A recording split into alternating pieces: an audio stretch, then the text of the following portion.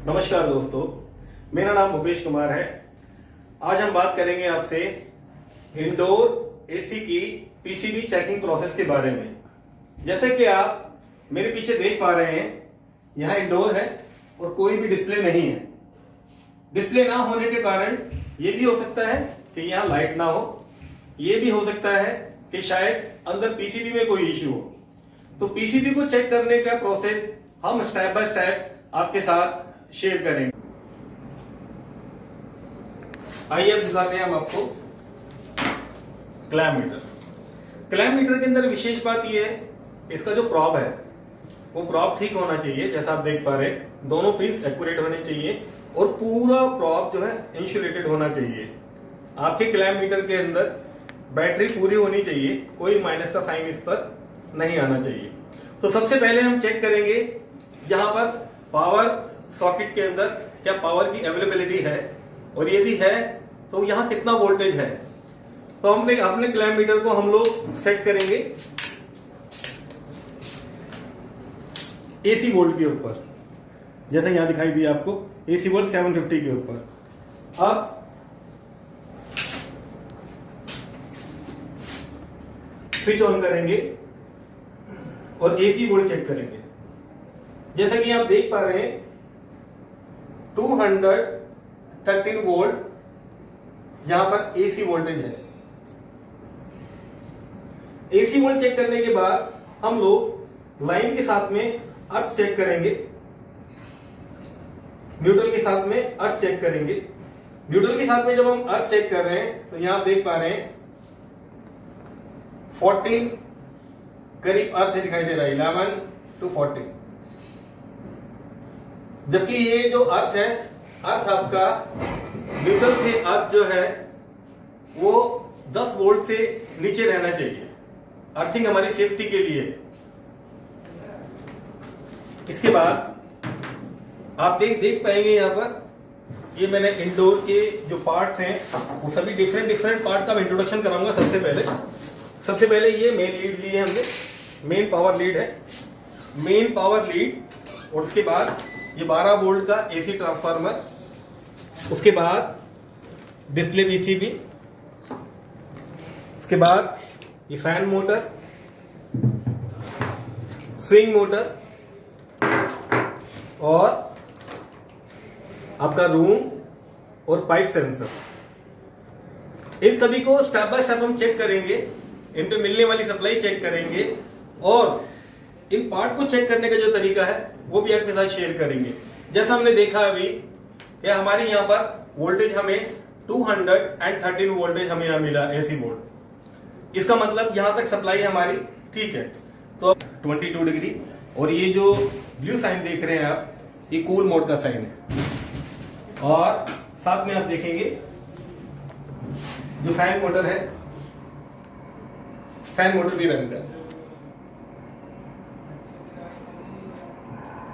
Fan motor run करने के बाद हम इसमें यहां देखेंगे हमारा जो स्विंग मोटर है, स्विंग मोटर भी मूवमेंट के अंदर।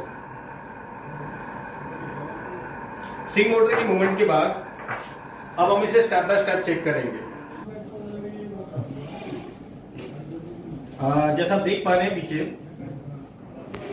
मैंने अभी सारे कनेक्टर्स निकाल दिए। इसमें से फैन मोटर का कनेक्टर निकाल दिया है, 12 वोल्ट के ट्रांसफार्मर के मैंने कनेक्टर निकाल दिए हैं, डिस्प्ले का कनेक्टर निकाल दिया है, सेंसर का कनेक्टर मैंने निकाल चुका हूं इसके अंदर से। तो जितने भी कनेक्टर्स इसके पार्ट हैं वो सब रिमूव कर दिए। अब मैं पीसीबी को स्टेप बाय स्टेप चेक करूंगा। तो पीसीबी को चेक करने के लिए सबसे पहले हमें ये पता होना चाहिए कि पीसीबी के अंदर लाइन और न्यूट्रल हम कहां दें, पावर पीसीबी में कहां दें। तो पावर पीसीबी में देने के लिए आप सबसे पहले इसकी लोकेशन देखिए। जो पीसीबी है इसका पार्ट कोड देखिए। इसका पार्ट कोड आप देख पा रहे हैं 612 FP इंडोर की पीसीबी है, और ये हमारे 2019 और 20 के जो मॉडल्स हैं इनमें ये कॉमन पार्ट है। 3 स्टार रेटिंग के जो एसी है उनके अंदर कॉमन पार्ट है। तो इसके अंदर हमें चलाने के लिए हमें अपना लाइन और न्यूट्रल का जो हमने एक कोड लिया, पावर कोड लिया है, इस पावर कोड को हम इसमें लगाकर चेक करेंगे।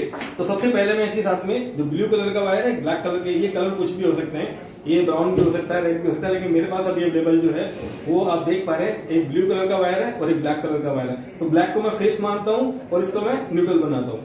तो सबसे पहले ये ब्लू कलर का जो वायर आपको दिखाई दे रहा है पीसीबी के अंदर से ये थिम्बल लगा होगा और उसकी लोकेशन आप यहाँ देख सकते हैं रिमोट के अंदर, जो कि इंडोर मोटर के कनेक्टर के पास में लोकेशन है। तो इस वायर ब्लू वाले वायर से मैं पहले यहाँ पर जो न्यूट्रल का वायर है इसे मैं कनेक्ट करूंगा।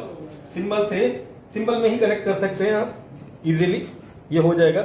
उसके बाद जो लाइन का वोल्टेज है, क्योंकि लाइन हमारा हमेशा क्या फ्यूज के पास से ही लाइन आता है, हमारा फ्यूज के थ्रू आता है, तो ये लाइन का है।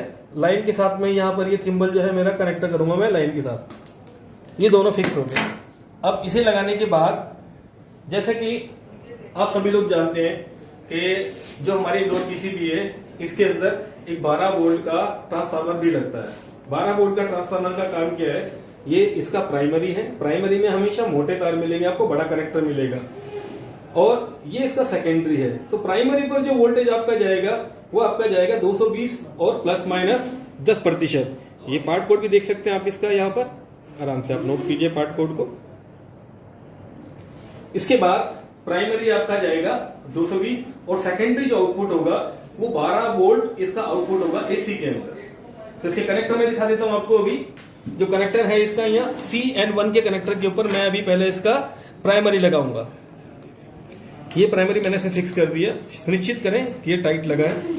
उसके बाद ये ब्लू कलर का जो सेकेंडरी है, फिर मैं सेकेंडरी को इसके साथ में लगाऊंगा। अब मेरा ट्रांसफार्मर कनेक्ट हो गया, इट मीन्स अब मेरा पीसीबी यहाँ अभी पावर सप्लाई के लिए तैयार है।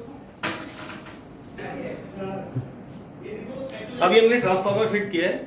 फिर ट्रांसफार्मर के बाद हम इसमें लगाएंगे, आप देख रहे हैं यहाँ मेरे सामने अपनी जो इंडोर मोटर है, इंडोर मोटर का कनेक्टर लगाएंगे। इंडोर मोटर का कनेक्टर जैसे कि हमारा कैपेसिटर होता है 2 MFD का यहाँ लगा हुआ है, 450 वोल्ट तक का ये यहाँ पर आपको दिखाई दे रहा है। हम इसके साइड में हमारा कनेक्टर है, इंडोर मोटर का कनेक्ट करेंगे। और उसके बाद जो इंडोर मोटर कम्युनिकेशंस है, कम्युनिकेशंस के लिए जैसा आप मेरे साथ देख रहे हो, क्योंकि ये एसी मोटर है और एसी मोटर के अंदर आपके 3 तार यहां आप देख सकते हैं इसका वायरिंग डायग्राम। इसके बाद ये कम्युनिकेशन केबल है। कम्युनिकेशन केबल को लगाने के लिए यहां आप मेरे साथ देख रहे हैं, इसको हम मोटर को कनेक्ट कर देंगे। अब मेरा मोटर फिक्स हो गया इसमें। अभी मैंने 12 वोल्ट का ट्रांसफार्मर लगाया है, उसके बाद मैंने यहाँ पर मोटर लगाया है। मोटर लगाने के बाद अब मुझे इस पर डिस्प्ले कनेक्ट करना है। डिस्प्ले कनेक्ट करने के लिए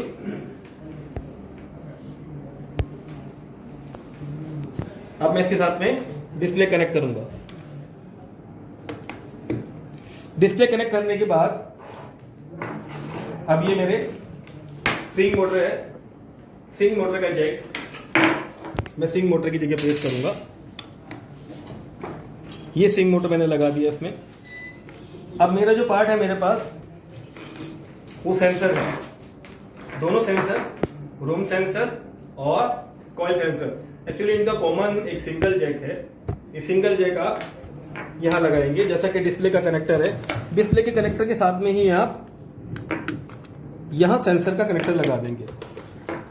अभी मेरे पीसीबी के साथ में जो मेरे रनिंग पार्ट है, वो जो कम्युनिकेशन पार्ट है, this time all part is connected, सभी पार्ट इसमें लग चुके हैं। तो अब मैं इसे एक बार पावर सप्लाई दूंगा और पावर सप्लाई देके हम लोग जानेंगे कि यहां पर पीसीबी क्या रिएक्शन करती है।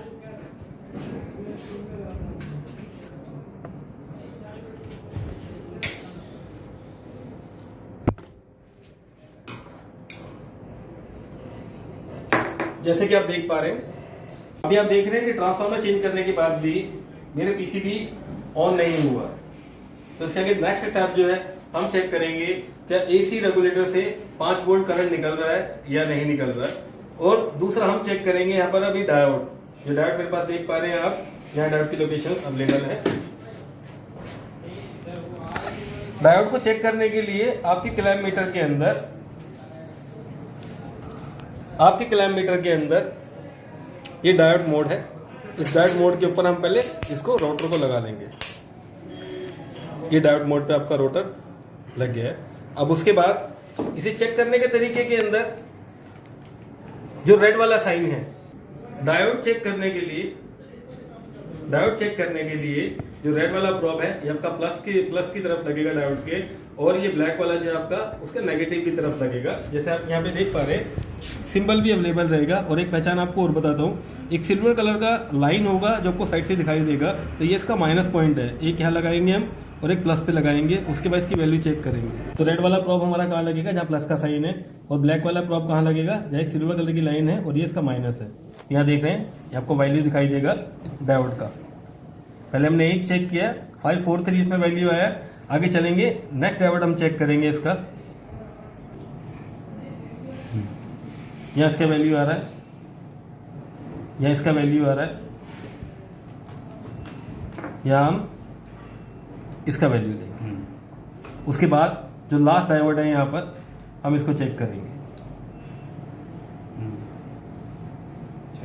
इसमें एक चीज और बताऊंगा मैं आपको कि डायोड चेक करते समय हमें ध्यान देना है, डायोड के ऊपर एक सिल्वर कलर की लाइन है। जो सिल्वर कलर की लाइन होगी वहां आपका माइनस वाला प्रोब लगेगा, मतलब वहां आपका ब्लैक वाला प्रोब है वो लगेगा, और प्लस की तरफ आपका रेड वाला लगेगा, जैसे कि आप यहाँ देख सकते हैं। यदि हम इसे रिवर्स कर देंगे तो आपको कोई वैल्यू नहीं दिखाएगा यहाँ पर। ही रेगुलेटर में आप देख पाएंगे इसमें 3 पिन है। 3 पिन में जो सेंटर वाली पिन है ये कॉमन है। इसके लेफ्ट में जो पिन आपको दिखाई दे रही है ये पिन इसकी इनपुट है। इनपुट में आपका 12 वोल्ट डीसी करंट आएगा। और जो राइट साइड में आपको दिखाई दे रही है तीसरी नंबर पिन, ये तीसरी नंबर पिन आपका इसका आउटपुट है, जहां आपको 5 वोल्ट डीसी करंट मिलेगा। तो हम चेक करेंगे या 12 वोल्ट एसी करंट इसके अंदर आ रहा है, उसके बाद 5 वोल्ट करंट यहाँ से पास हो रहा है या नहीं। चेक करने के लिए सबसे पहले मुझे क्लैम्प मीटर किस पे लगाना पड़ेगा, अपना डीसी वोल्ट पे लगाना पड़ेगा। डीसी वोल्ट पे लगाऊंगा मैं क्लैम्प मीटर अपना। यहां आप देखेंगे मैंने डीसी वोल्ट के ऊपर अपना क्लैम्प मीटर सेट किया है।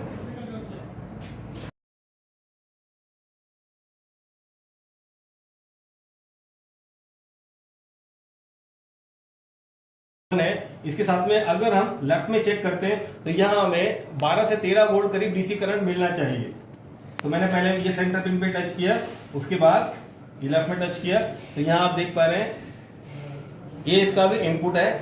उसके बाद फिर इसी सेंटर पिन से मैंने इसको राइट साइड में इसका आउटपुट चेक किया, तो आउटपुट हमारा यहाँ पर 5 वोल्ट, 4 वोल्ट या 4.5 वोल्ट है, तो वो ठीक है।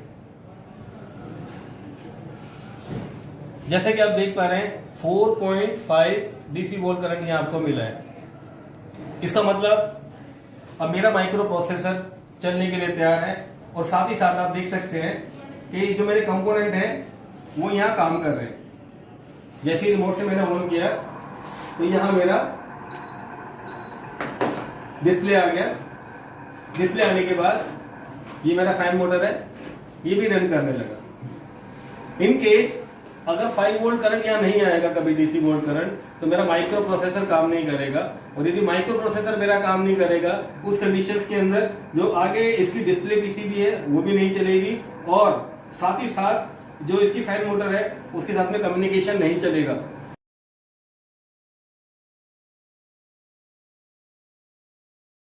तो ये आप देख पा रहे हैं डिप स्विच। इन डिप स्विच की पोजीशन जैसा हमने पहले भी आपको अपनी ट्रेनिंग में बताया है, 1 नंबर, 2 नंबर और 4 नंबर ये नीचे की तरफ रहेंगे, और जो 3 नंबर है ये ऊपर की तरफ आपका ऑन रहेगा।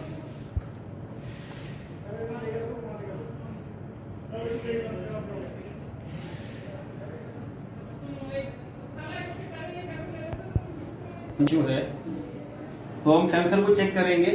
सेंसर को चेक करने के लिए उसका कनेक्टर पहले चेक करेंगे क्या वो लूज तो नहीं है।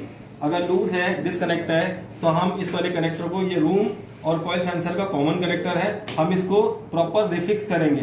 रिफिक्स करने के बाद फिर देखेंगे यदि हमारी मशीन ठीक चल जाती है तो यहाँ मेरा जैक लूज था।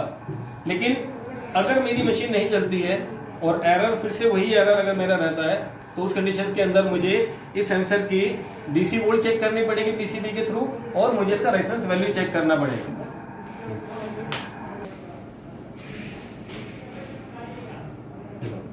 जैसे कि ये E1 का एरर आपको दिखाई दे रहा है, तो यहाँ मुझे चेक करना पड़ेगा कि यहाँ डीसी वोल्ट सप्लाई सेंसर के लिए है या नहीं। तो सबसे पहले मैं ये सेंसर चेक करूंगा यहाँ पर डीसी वोल्ट या 4.5 मुझे डीसी वोल्ट करंट मिल रहा है। दूसरे कनेक्टर के लिए भी चेक करूंगा मैं, दोनों पॉइंट पे मुझे यहाँ डीसी वोल्ट करंट मिल रहा है 4.5, मतलब पीसीबी के थ्रू सेंसर को सप्लाई जा रही है। अब सेंसर की रेजिस्टेंस वैल्यू हम लोग चेक कर लेंगे किलो ओम्स के अंदर। किलो ओम्स से करने के लिए हमें अपने क्लैम्प मीटर को किलो ओम्स के ऊपर रोटेट करना पड़ेगा, जैसे यहाँ आपको दिखाई दे रहा सामने। 20 के पर हम लोग इसे लगाएंगे, 20 किलो ओम्स। अब सबसे पहले हम इसमें रूम सेंसर की रेजिस्टेंस वैल्यू चेक करेंगे।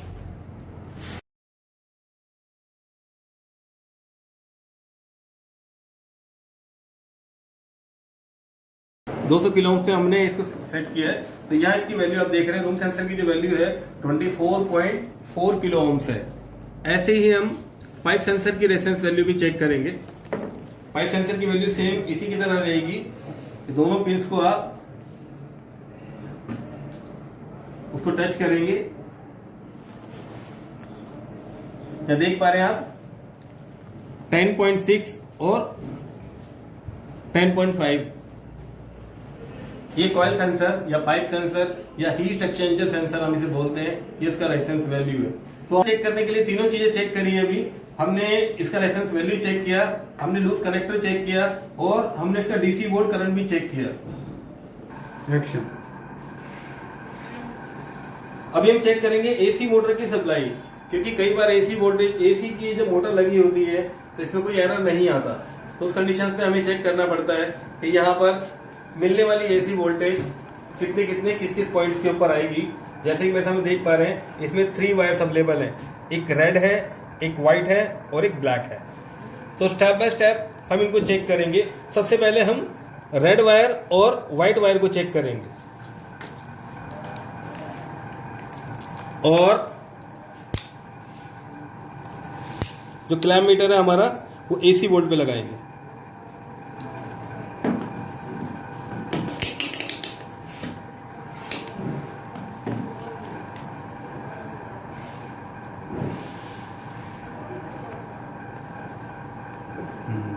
जैसा आप देख पा रहे हैं, रेड और व्हाइट वायर में जब मैंने कनेक्ट किया, यहां से दिखाइए तो रेड और व्हाइट वायर में जब मैंने कनेक्ट किया तो यहां मुझे एसी वोल्ट करंट जो मिला है वो यहां देखिए 371 वोल्टेज मिलेगा, जो कि वेरिएबल नहीं है, कांस्टेंट है।